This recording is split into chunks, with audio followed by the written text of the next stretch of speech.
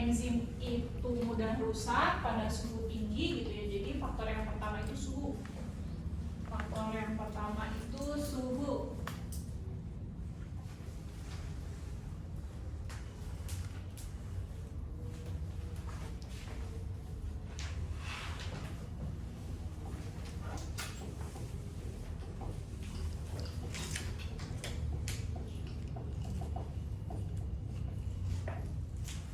Jadi suhu optimal untuk enzim bekerja, berarti kira-kira suhunya berapa? Kalau dia ada di dalam tubuh kita, berarti suhunya 37, betul. Jadi nggak bisa lebih dari 37, apalagi lebih dari 40 gitu ya. Jadi ketika misalnya kita lagi demam gitu ya, lagi suhu tinggi gitu ya, kenapa kita akhirnya sakit gitu ya bahasanya, karena ini juga enzimnya juga terganggu gitu ya, jadi lemah gitu ya, karena reaksi kimia untuk membuat energinya juga terganggu karena si enzimnya juga terganggu. Jadi suhu optimal untuk enzim bekerja ya suhu tubuh gitu ya.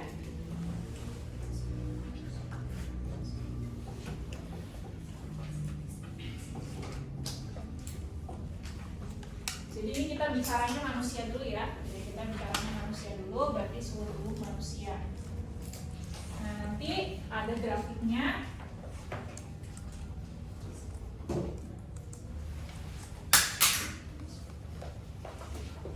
Nah, nanti bentuk grafiknya seperti ini.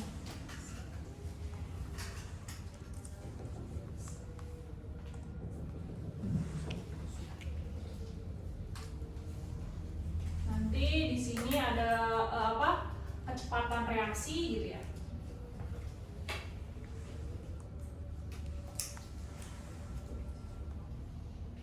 Nah, ini suhu. Jadi nanti ketika suhunya makin tinggi malah dia turun gitu ya. Berarti nanti kita bisa bikin ini suhu optimal itu 37, 40 gitu ya. Paling bisa di sini bisa 37 gitu ya. Atau nanti di buku ada yang sampai 40, pokoknya rentangnya sampai 40 gitu ya. 37 sampai 40 itu untuk suhu optimal gitu ya. Batasnya sampai 40, setelah 40 itu pasti rusak. Jadi makanya di sini langsung turun gitu ya.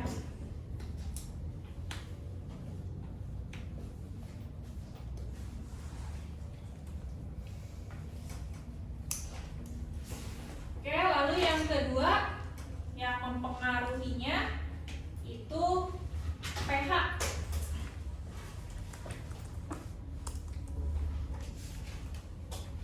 Ada pH juga.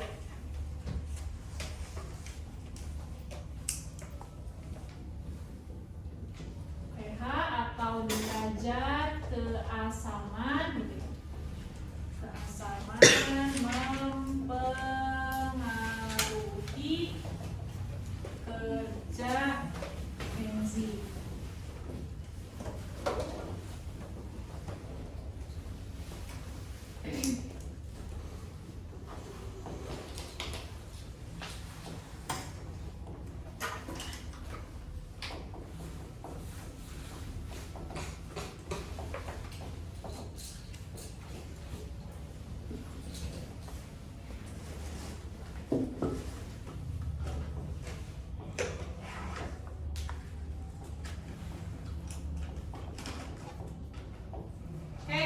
pH atau derajat keasaman gitu yang mempengaruhi kerja enzim di dalam tubuh manusia. pH optimal enzim itu macam-macam, jadi dia nanti menyesuaikan tempat kerjanya. Contohnya waktu kita belajar pencernaan ada enzim amilase yang ada di mulut, petialin, itu kerjanya di pH apa kira-kira mulut kita? Asam? Basah? Asam Netral. Kalau basah nanti rasanya pahit dong. Iya, pahit. Kalau asam nanti agak asam. Berarti kalau misalnya ada kalian kerasa asam, kerasa pahit berarti lagi sakit ya. Ya, gitu ya. Jadi netral gitu ya. Netral karena air dan kita ngitungnya air liur ya. Air liur yang keluar dari kelenjar air liur itu pH-nya netral. Walaupun nanti jadi asam karena ketemu bakteri yang ada di gigi dan lain sebagainya, ketemu makanan gitu ya. Atau misalnya nanti jadi basah, tapi air liurnya, tempat si enzim keluar ini gitu ya, tempat si enzim keluar atau direproduksinya kan di kelenjar itu, kelenjar air liur. Nah di kelenjar air liurnya itu pH-nya netral gitu ya. Jadi contohnya misalnya enzim di mulut itu pH-nya netral atau bekerja pada pH netral. Terus kalau enzim turun lagi ke bawah, enzim di lambung. Di lambung pH-nya asam. Terus ada enzim lagi di usus, pH-nya apa? Basah, betul.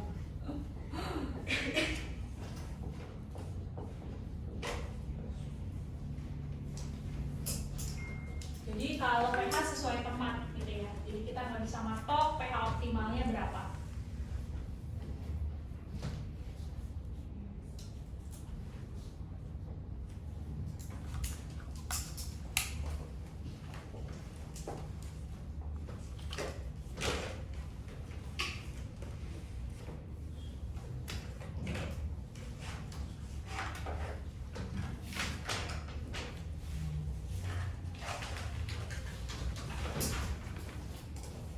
Ketiga,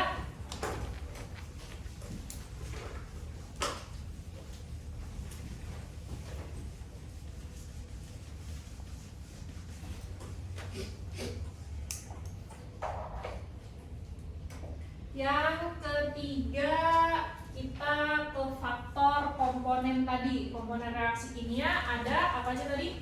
Substrat, terus enzim, terus akhirnya produk gitu ya. Jadi nanti di 3, 4, 5 ini kita bahas substrat, lalu enzimnya, lalu produknya. Sekarang substratnya dulu. Berarti konsentrasi substrat. Konsentrasi substrat itu mempengaruhi kerja enzim. Pengaruhnya bagaimana? Jadi kalau substratnya banyak, enzimnya kerjanya makin cepat atau makin lambat? Substratnya banyak makin lambat karena kerjaannya banyak gitu ya. Jadi kalau kerjaannya banyak makin lambat gitu ya. Jadi kalau substratnya banyak berarti kerja enzim makin lambat.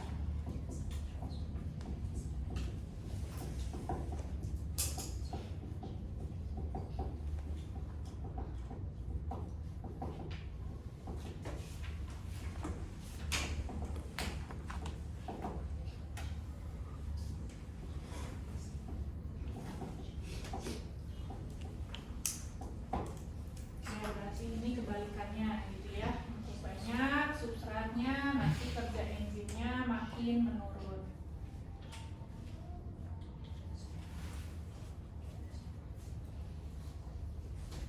Terus yang keempat ada konsentrasi produk. Konsentrasi enzim dulu yang biar konsentrasi enzim.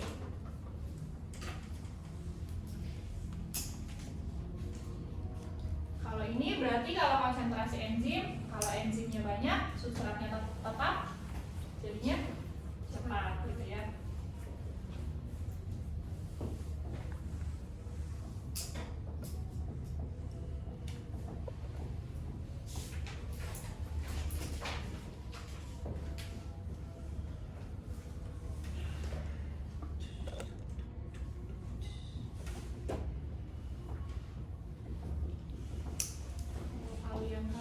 Katalisnya makin banyak, reaksi kimianya makin cepat. Yang kelima, konsentrasi produk. Kalau produk gimana kira-kira? Kalau produknya banyak, berarti kerjaannya awalnya tadinya udah banyak, udah jadi nih produknya udah banyak. Nantinya kerja enzim selanjutnya jadi gimana? Lambatnya kira? Banyak produknya mempengaruhi apa? Kapasitas lemah. Oke, kalau dari lemah, dari itu nggak ngaruh ya, nanti ngaruhnya ke kapasitas itu maksudnya ke ruangannya gitu. Jadi kalau misalnya kalian ini di suatu ruangan, kalian lagi packing gitu ya, lagi packing kardus, terus kardusnya di dalam udah numpuk banyak gitu ya, terus nanti akhirnya tempat untuk reaksinya gitu ya, atau tempat untuk kerja packingnya itu makin sempit gitu kan. Harusnya si produknya dipindahkan dulu keluar gitu ya, baru kita bisa kerja leluasa kayak gitu ya contohnya. Jadi maksudnya di sini itu produknya bisa mempengaruhi kerja enzim itu bukan membuat enzimnya jadi lemah, tapi akhirnya karena produk yang menumpuk gitu ya di suatu tempat itu bikin kerja enzim menurun karena si tempatnya itu jadi berkurang gitu ya. Jadi bahasanya gimana? Produk yang menumpuk gitu ya. Produk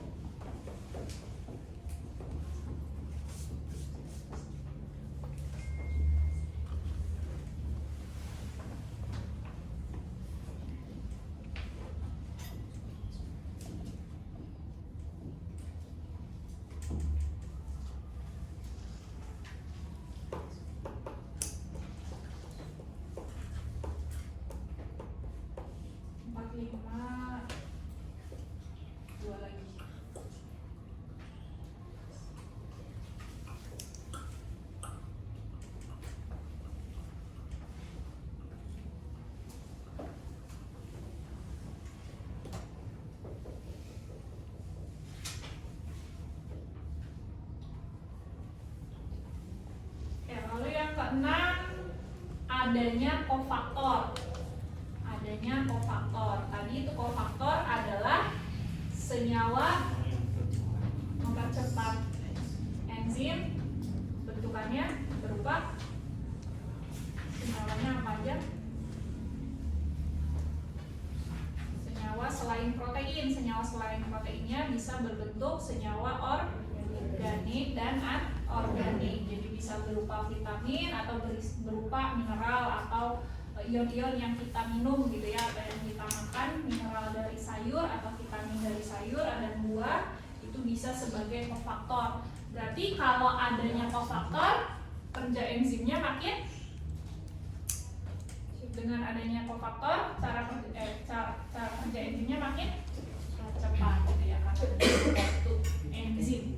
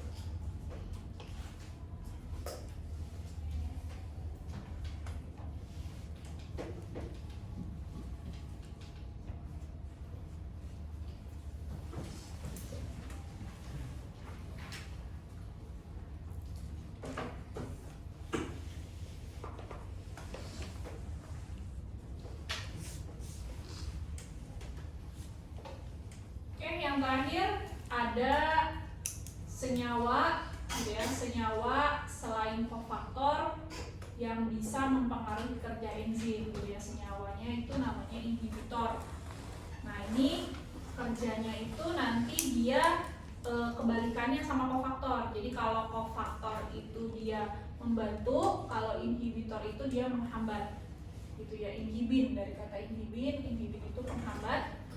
Jadi inhibitor itu penghambat, inhibitor itu menghambat gitu. Jadi inhibitor itu adalah senyawa penghambat.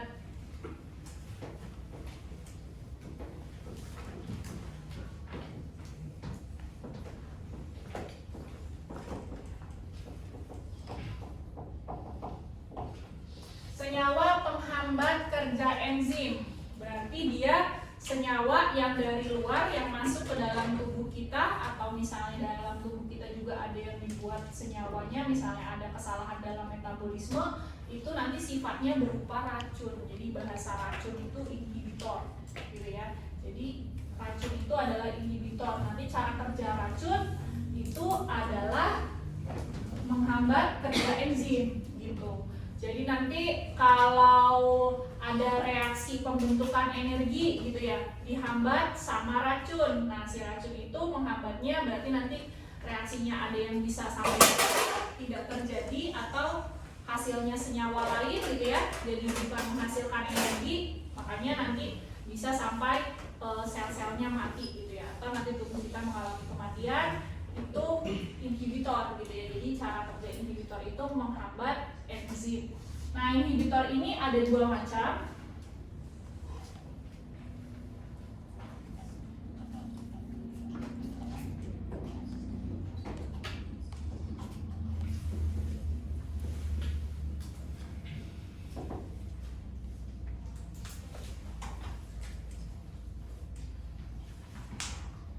Ada inhibitor kompetitif sama ada inhibitor non kompetitif.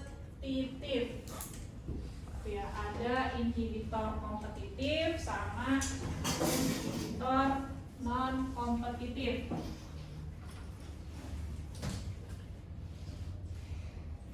Bedanya nanti dia cara kerjanya, kalau yang inhibitor kompetitif itu dia kompetisi. Jadi dia nanti lomba-lombaan sama substrat, siapa yang duluan yang nempel. Yang sisi belakangnya sisi aktif. Di sini nempelnya. Inhibitor. Nempel pada sisi alosentrik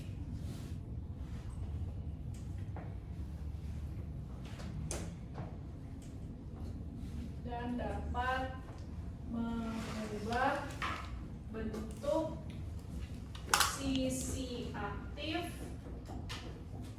Tidak kelihatan ya sih.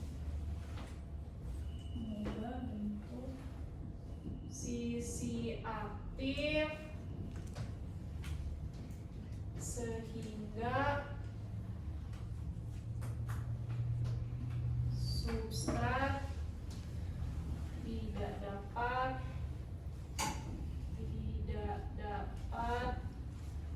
berikatan dengan enzim. Jadi kalau yang inhibitor kompetitif dia misalnya di sini enzimnya sisi aktifnya kotak ini, terus di sini ketempelan inhibitor, nanti berubah gitu ya.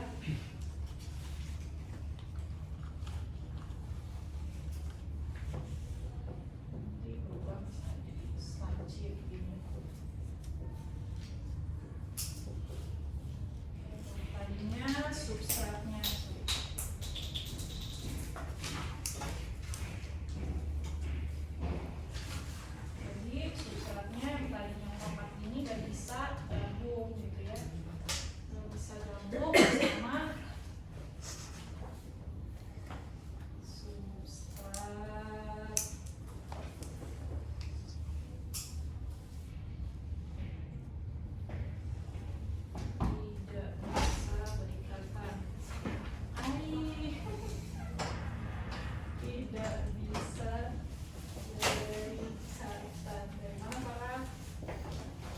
tidak bisa berikatan.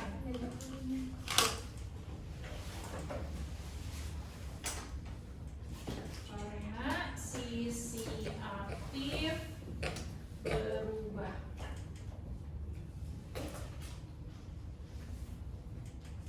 Oke, kalau yang inhibitor kompetitif berarti dia misalnya ini enzimnya seperti ini. Di sini ada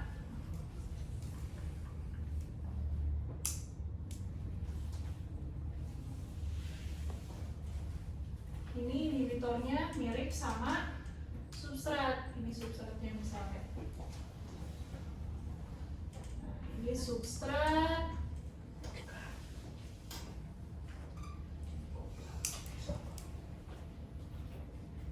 Ada yang tanyakan? Jadi ini nanti nanti enzim konsep enzim ini kita pakai di bab selanjutnya, bab metabolisme gitu ya. Bab metabolisme nanti isinya reaksi kimia semua, nanti di situ enzim dipakai. Nah, nanti biasanya kalian cara ngebedain enzim sama substrat dari namanya. Kalau enzim itu belakangnya apa? Ada yang tahu? Enzim nama belakangnya apa?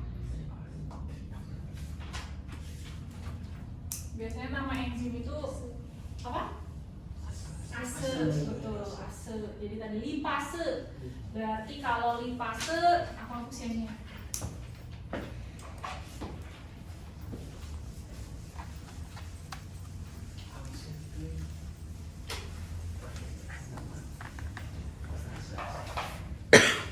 Kalau lipase berarti ini substratnya lipid gitu ya, lipid ditambah ase. Jadi nanti penamaannya adalah penamaan enzim itu nanti ada yang penamaannya substrat ditambah ase.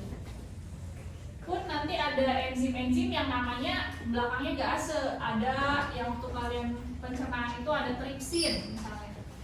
Terus ada pepsin. Nah, ada renin. Nah, enzim-enzim ini tuh dia ini ditemukannya gitu ya, atau penamaannya itu berdasarkan si penemunya. Jadi belum ada ketentuan di belakangnya pakai ase gitu ya. Jadi ini dikasih nama sesuai sama penemunya masing-masing kayak gitu. Jadi belum ada